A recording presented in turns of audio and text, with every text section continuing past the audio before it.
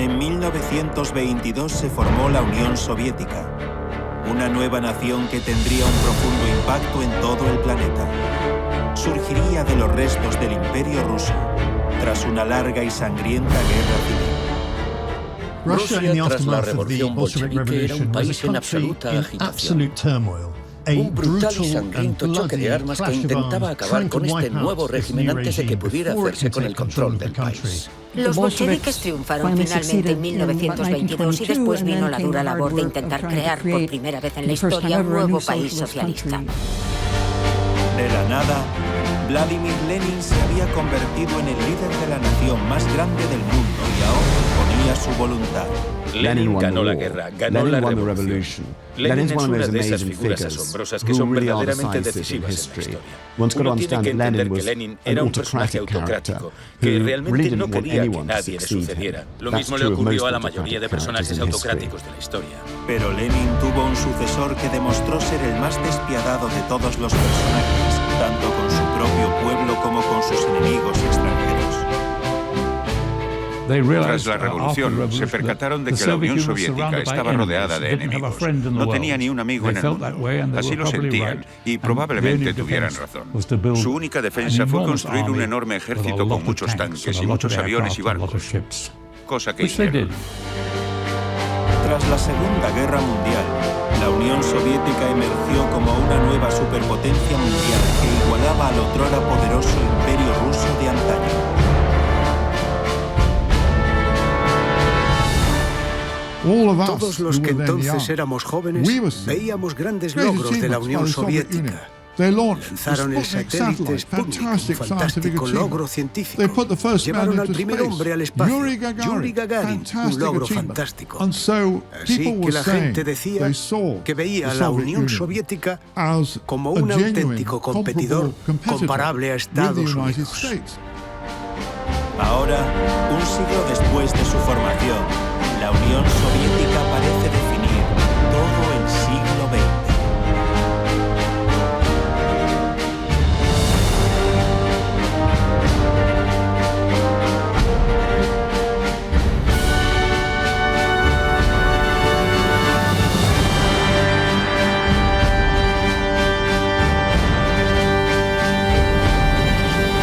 La Unión Soviética, episodio 1. Del Octubre Rojo a la Operación Barbarroja.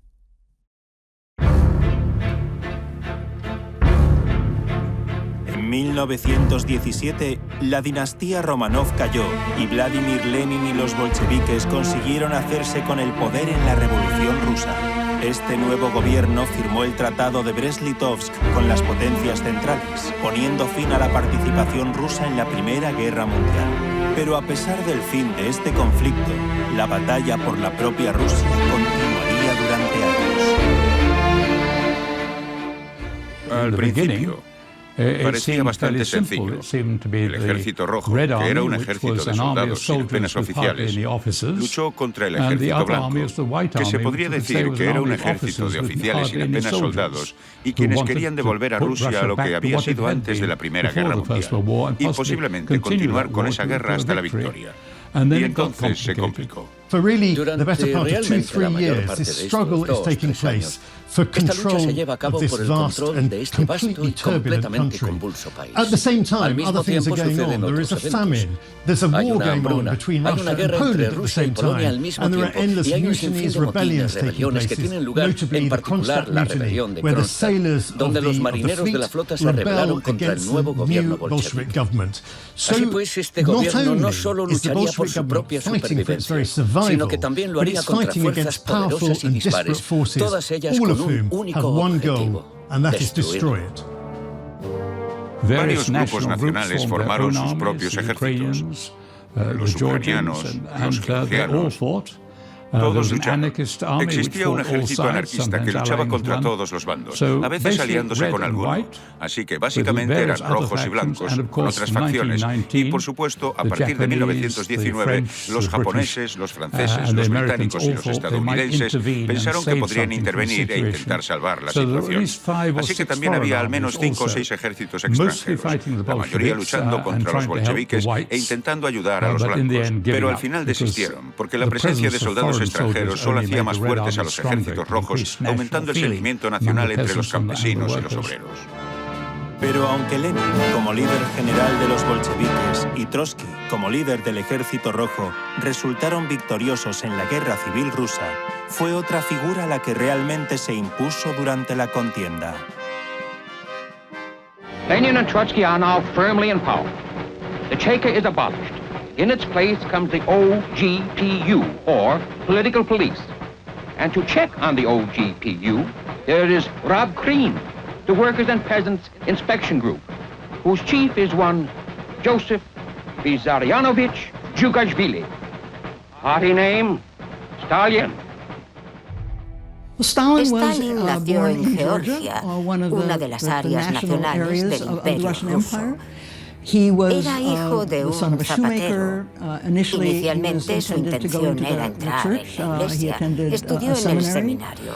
Se unió a los bolcheviques muy joven y se hizo conocido por su trabajo en la clandestinidad, organizando atracos, arrancos y manifestaciones políticas. Nunca estuvo, pasó algunos años en el extranjero, pero prefería quedarse en su país. Y en el curso de la guerra civil se hizo cargo de todos los cuadros bolcheviques de su organización. Además desarrolló una red de propaganda, por lo que se convirtió obviamente en uno de los sucesores potenciales de Lenin. Todo el mundo le subestimaba porque fingía no ser tan inteligente como era. Fingía que no sabía ninguna lengua extranjera, no haber leído nada, y pensaron que era un útil recadero, que serviría como una especie de jefe de grupo para meter a otros en las organizaciones. Y cuando fundaron un comité central, pensaron, ¿cuál es el trabajo más aburrido del comité? El de secretario. Pero la cuestión es que el secretario, si tiene suficiente personalidad y poder, y es despiadado, es la persona que determina cuál es el orden del día, quién va a recibir ese orden del día, quién va a ser notificado de la reunión, y a quién se le va a permitir hablar, y quién escribe las notas y demás.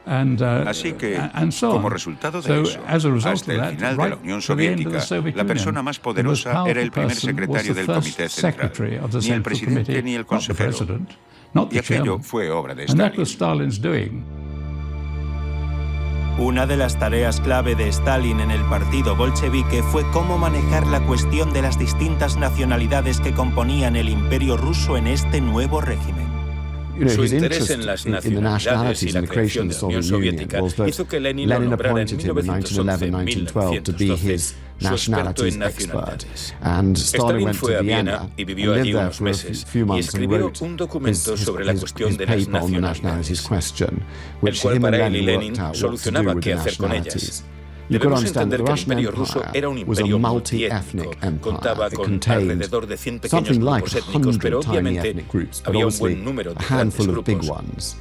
El mayor de ellos, por supuesto, eran los propios rusos ortodoxos, pero estaban los polacos, que eran católicos, los finlandeses, que eran protestantes, los georgianos, que tenían su propia iglesia, los chechenos, que eran musulmanes.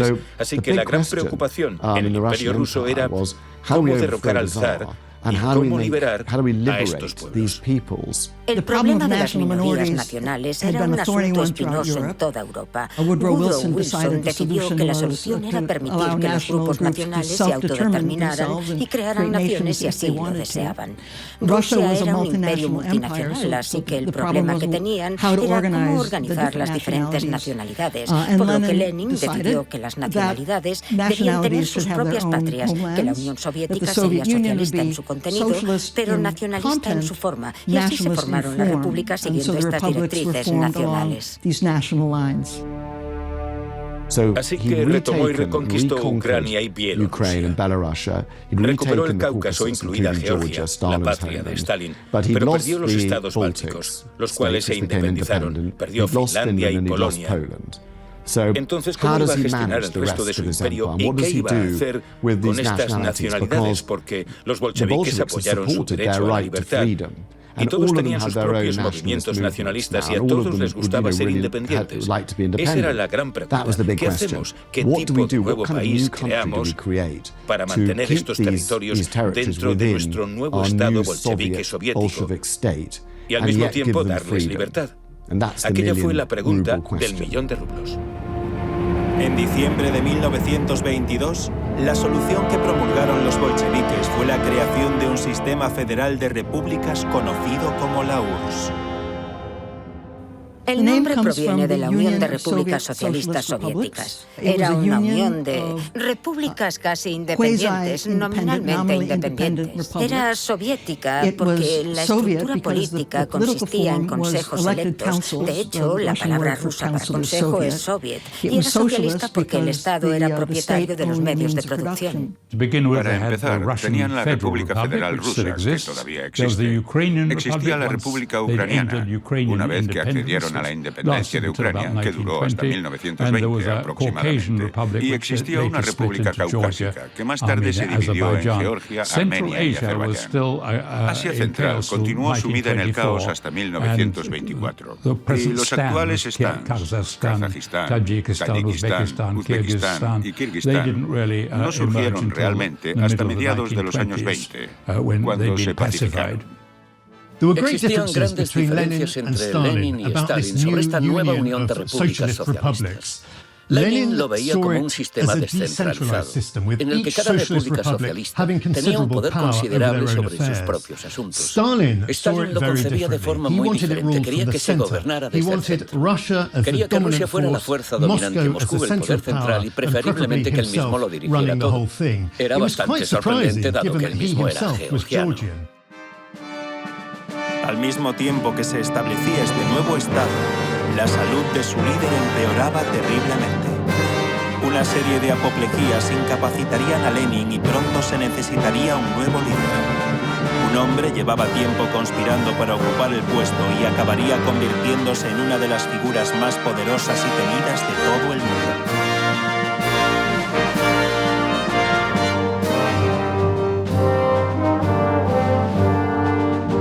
En enero de 1924 murió Vladimir Lenin.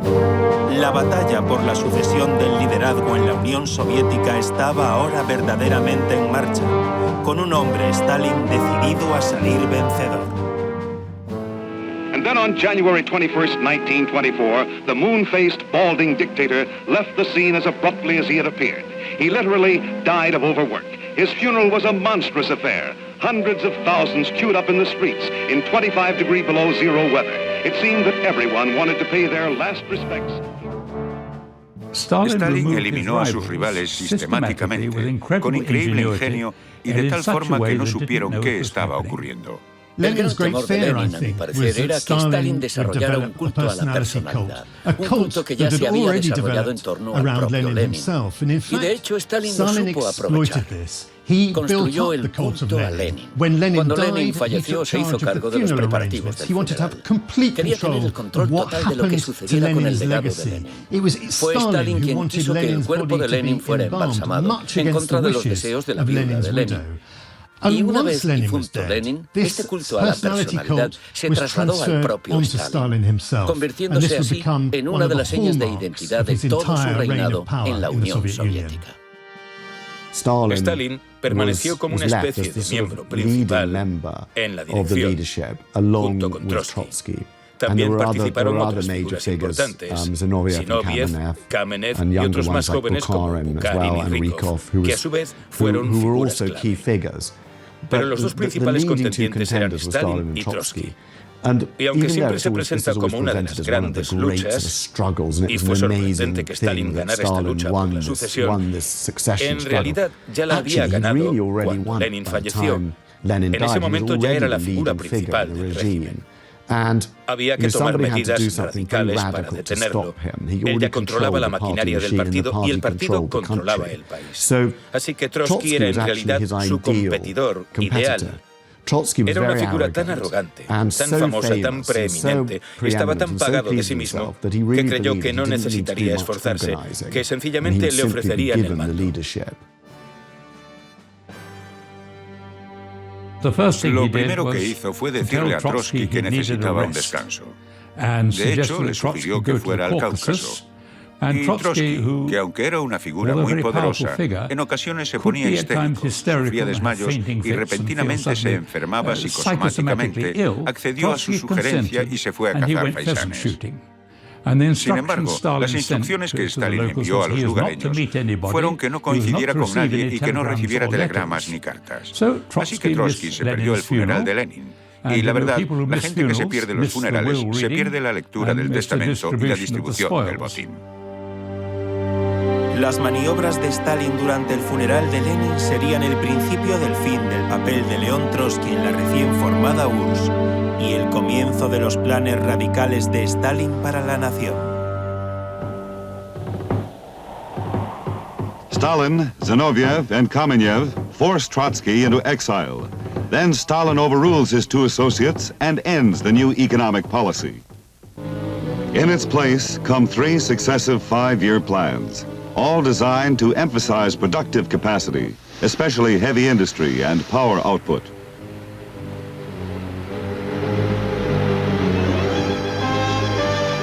From 1928 to 1941, Russia's industrial capacity rises nearly 300%.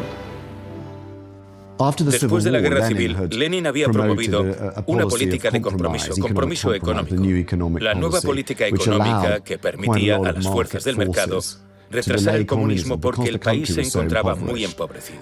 Y por supuesto en el Partido Comunista había una amplia variedad de puntos de vista sobre qué camino debían seguir, si permitir algunas fuerzas del mercado u optar por un comunismo estricto con colectivización. Pero al mismo tiempo, otra gran cuestión era la industria. Los zares habían comenzado a industrializar Rusia en la década de 1890, pero todo aquello había quedado destruido en la guerra.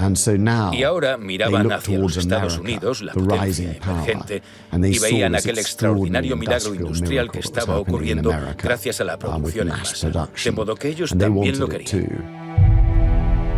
Pero aunque la Unión Soviética quería emular la industrialización de países como Estados Unidos, seguía siendo muy cautelosa respecto a su precario lugar en las cuestiones internacionales. El partido bolchevique, que se convirtió en el Partido Comunista, estaba dividido en cuanto a su política exterior. Los de la izquierda creían que una revolución en un solo país no podía sobrevivir por sí sola, así que consideraron que solo una revolución mundial podría traer un socialismo auténtico. Creyeron que Gran Bretaña, Alemania, Francia, Estados Unidos también necesitaban convertirse en socialistas para que la revolución tuviera éxito. Así que parte de su política era organizar y apoyar a los partidos comunistas extranjeros, socavar los gobiernos y llevar a cabo esta revolución. Pero al mismo tiempo, la Unión Soviética necesitaba sobrevivir en el mundo que ya existía, por lo que también mantenía relaciones diplomáticas con estas potencias, tratando de llegar a acuerdos comerciales para poder tomar prestada tecnología con el fin de desarrollar su propia economía. Así que existía esta doble política. Por un lado, eran amables con los países capitalistas y por otro, intentaban socavarlos con sus partidos comunistas locales. La política exterior cambió y él era extremadamente flexible con la política exterior, pero lo esencial era simplemente fortalecer a la Unión Soviética en la medida de lo posible, por cualquier medio a su alcance. Y en ese sentido era radical internamente, era tremendamente sanguinario, pero por fuera, y en cuanto a su política exterior, era en gran medida un estadista tradicional que forjaba alianzas, conseguía amistades, trataba de ganar territorio, con el fin de hacer grande a la URSS. En los primeros años de la Unión Soviética, tanto Lenin como Stalin después de él verdaderamente ansiaban el reconocimiento extranjero. Querían que este nuevo Estado revolucionario fuera reconocido por países de todo el mundo. Una de las primeras naciones en entrar en negociaciones fue Gran Bretaña. Obtuvieron el acuerdo comercial anglo-soviético y poco después el reconocimiento diplomático.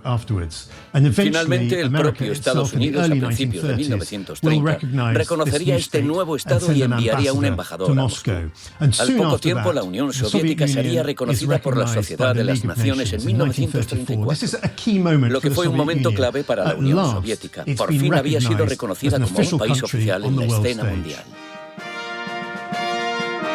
Aunque la URSS acabó siendo reconocida oficialmente en la escena mundial, siguió manteniendo relaciones extremadamente tensas con las potencias extranjeras. Pero una de las sorprendentes oportunidades de desarrollo industrial de la URSS en esta época fue con el país con el que había entrado en conflicto directo pocos años antes durante la Primera Guerra Mundial, Alemania. Tras la Primera Guerra Mundial, Alemania era un estado paria. No se le permitía tener ejército, no se le permitía tener tanques o aviones. Así que llegó a un acuerdo con otro estado paria, la Unión Soviética, y desarrollaron submarinos, tanques y aviones en varios emplazamientos del Volga.